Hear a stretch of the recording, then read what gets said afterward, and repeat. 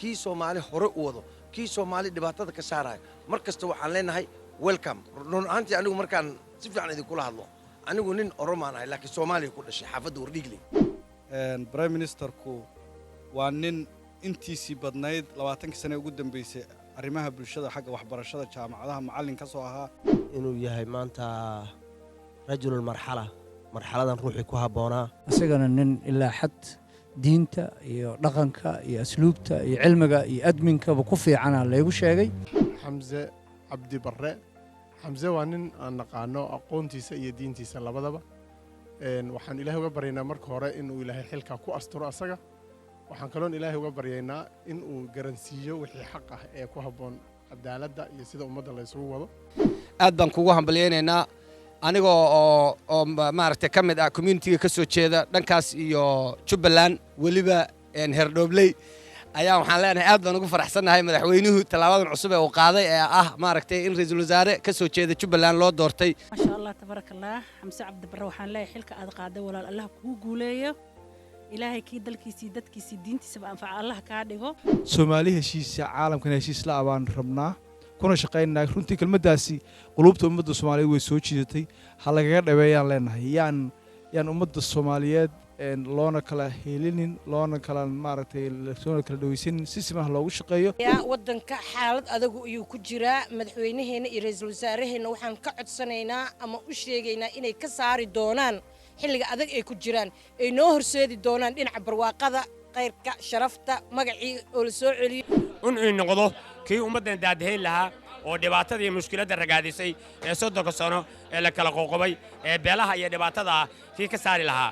nin aan isleenahay Soomaali maanta ka baxday ciilka isleenahay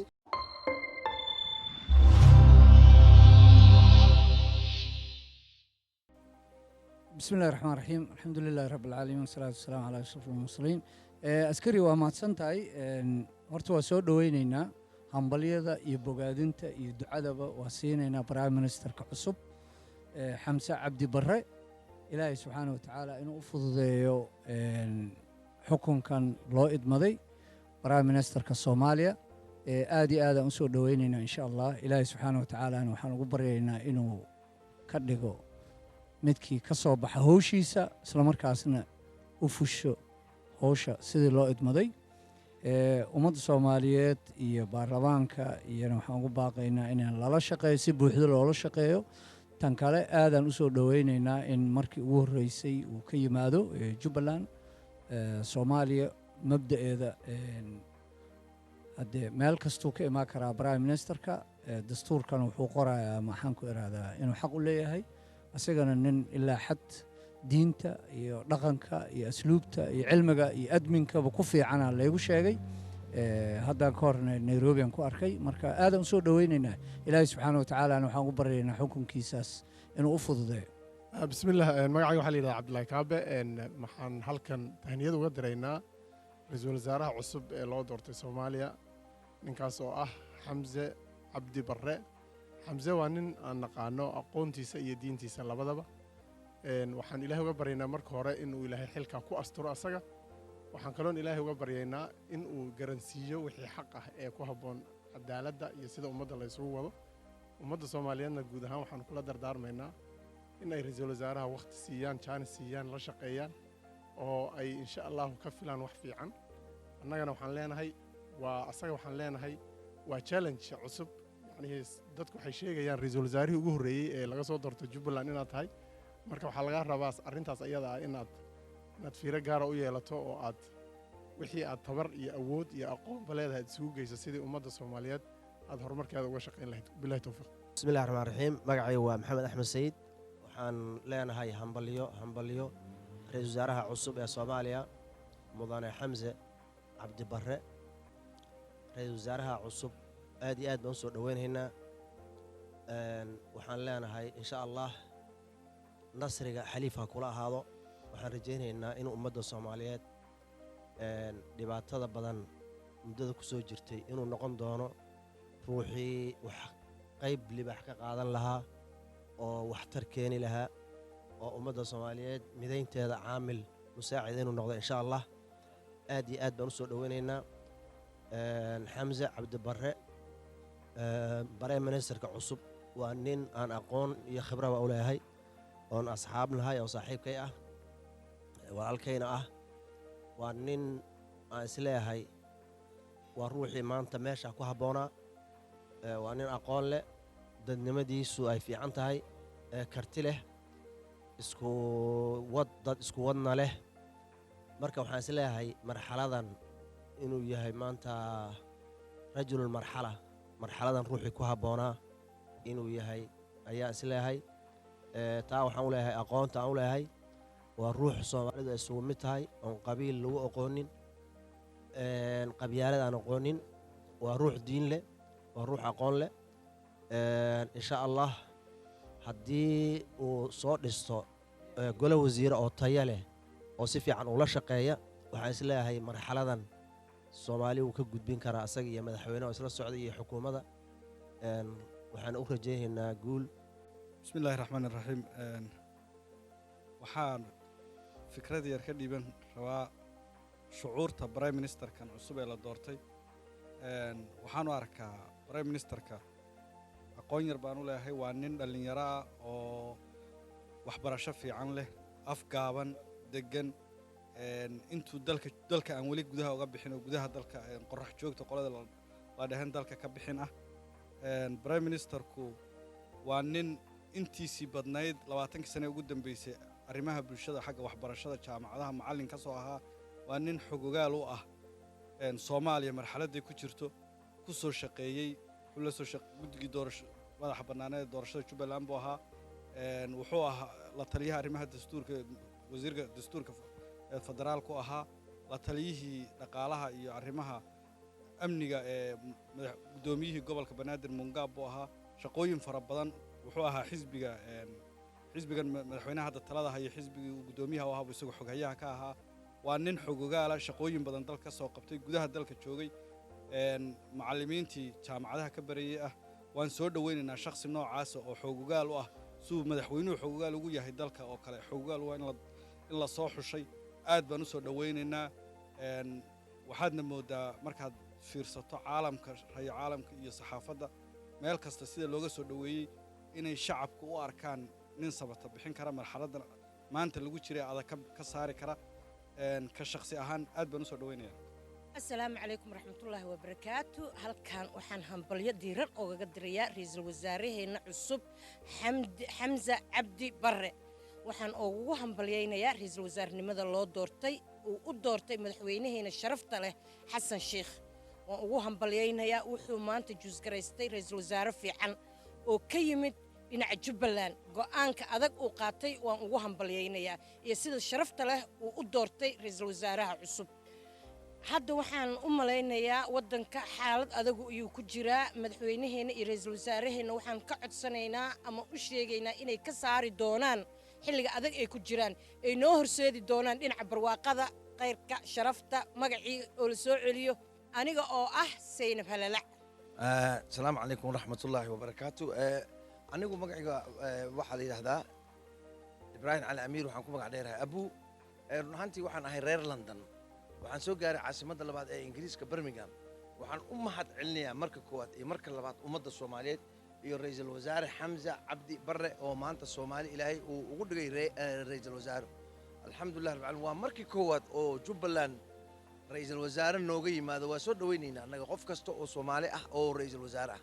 qabiil wax shaqo aan ku leenahay male qabiil waa la dugay kii soomaali horumar gaarsiinaya kii soomaali hore u wado kii soomaali dhibaatada ka saaraya mar kasta waxaan leenahay welcome run ahaantii anigu markaan si fiican idinkula hadlo anigu nin oromaan ahay laakiin soomaaliya ku dhashay xaafadda wardhiigle mar kasta waxaan rabaa soomaaliya oo nabad taale meeshii aan ku dhashay maanta wax aan ka jeclahay male ingiriiskaan deganahay caasimadiisa ee london 25 sano haddii la idhaho maanta ingiriiskaan dhan qaado waxaan ka jeclahay muqdisho anuu maanta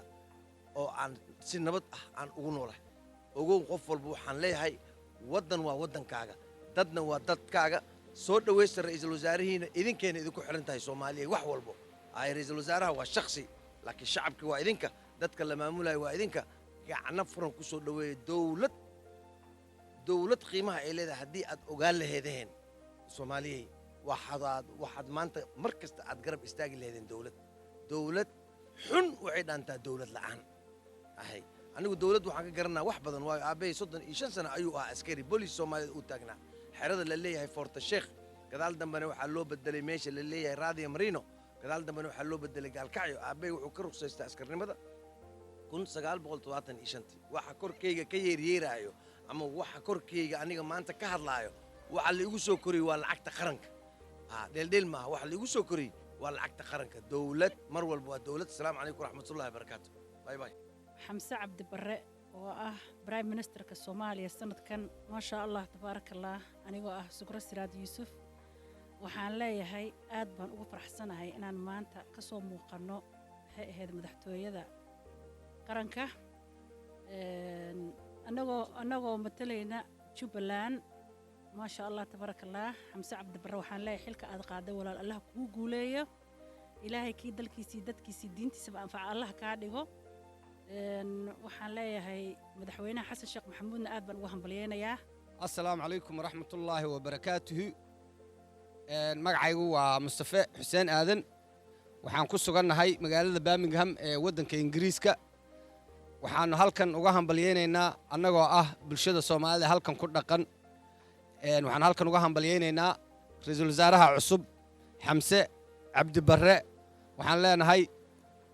ra'iisul wasaare xilkaaga ilaahay ha kugu asturo soo dhawow kii ummadda anfaca ilaahay ha ka yeelo baanu leenahay aad baan kugu hambalyeeynaa anigoo oo maaragtay kamid ah community ka soo jeeda dhankaas iyo Jubbaland waliba herdhoobley ayaa waxaan leenahay aad baan ugu faraxsanahay madaxweynuhu talaabadan cusub ee uu qaaday ee ah maaragtay in ra'iisul wasaare ka soo jeeda Jubbaland loo doortay jamhuuriyadda federaalka Soomaaliya aad baan ugu hambalyeeynaa dhammaanba dawladda cusub iyo ra'iisul wasaaraha gaar ahaan aad baan idin salaamaynaa askari tiyub bismillaahi raxmaani raxiim assalaamu calaykum waraxmatullaahi wabarakaatu waxaan halkan ka soo dhaweynayaa madaxweynaha ummadda Soomaaliyeed ee baarlamaanka Soomaaliya doortay xasan sheekh maxamuud at the same time waxaan sidoo kale soo dhaweynayaa ra'iisul wasaaraha cusub ee uu xasan sheekh soo xushay ra'iisul wasaare Xamse Cabdi Barre waxaan leeyahay labadiinaba ilaahay xilkaadan ku asturo ra'iisul wasaare soo dhawow xasan sheekh waxaan si gaar ah u leeyahay xasan sheekh aad iyo aad baad umahadsan tahay sababtoo ah waxaad jebisay derbi adag oo runtii gudbanaa derbigaas oo ah dowlad goboleedka Jubbaland oo muddo tan iyo intii dowladnimada Soomaaliyeed la aasaasay iyo ka horba aan maaragtay xilalka Soomaaliya ugu sareeya aan ka qayb gelin runtii aad baad ugu mahadsan tahay derbiga adag ee jebisay waxaan rajaynayaa inaad ummadda Soomaaliyeed wax wanaagsan oo dhan walba leh oo amniga leh oo horumarka leh oo hadalkii xasan sheekh halku dhagiisu ahaay ee uu ku campaign gareynayay at the same time haddana ajintiisa koobaad ee ah Soomaali heshiisa caalamkan heshiis la abaan rabnaa kuna shaqeynaa runtii kelmaddaasi qulubta ummadda Soomaaliyeed way soo jiidatay ha lagaga dhaweeyaan leenahay yaan ummadda Soomaaliyeed loona kala helinin loona kala maaragtay loona kala dhaweysanin si siman loogu shaqeeyo at the same time deriska ciddii wanaag ka shaqeysana wanaag lagu shaqeeyo ciddii kalena macnaha sideeda uun maaragtay si waddan walbaba macnaha si dhexdhexaad oo wanaagsan oo diblomaasiyad ku jirto in lagula shaqeeyo ayaan rajaynaynaa ummadda Soomaaliyeedna waa mid geeska Afrika wada degan dhammaantiin waan salaamaya assalaamu calaykum waraxmatullahi wabarakaatu bismillaahi raxmaani raxiim alxamdulilaahi rabbil caalamiin wasalaatu wasalaamu calaa rasuulillaahi sala allahu calayhi wasalam waxaan halkan ka salaamayaa dhammaan ummadda Soomaaliyeed meel walba ay joogaan anigoo ah suldaan maxamed axmed oo jooga UK magaalada Birmingham waxaan halkan hambalyo ugu dirayaa dhammaan ummadda Soomaaliyeed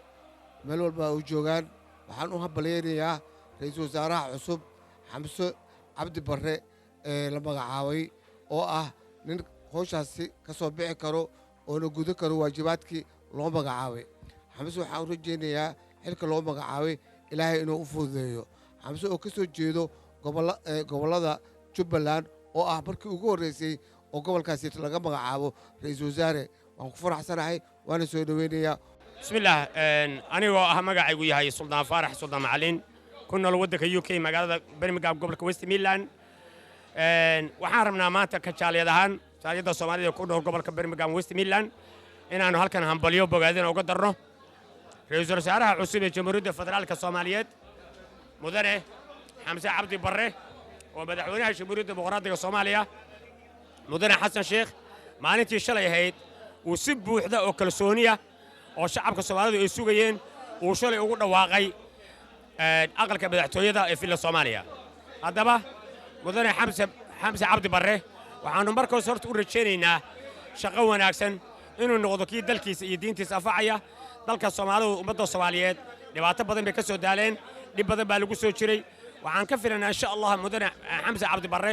inuu noqdo kii ummaddan daadahayn lahaa oo dhibaatada iyo mushkiladda ragaadisay ee 30 sano ee la kala qoqobay ee beelaha iyo dhibaatada kii ka saari lahaa xamse cabdi barre haddaan anugu taariikhdiisa ka hadlo xamse cabdi barre waxaan ku ogaa nin karti leh oo aqoon leh oo dadnimo leh oo magaca Soomaaliyeedna aad ugu weyn yahay waxaan u hambaleynaynaa xamse cabdi barre waxaan aan leenahay ra'iisul wasaare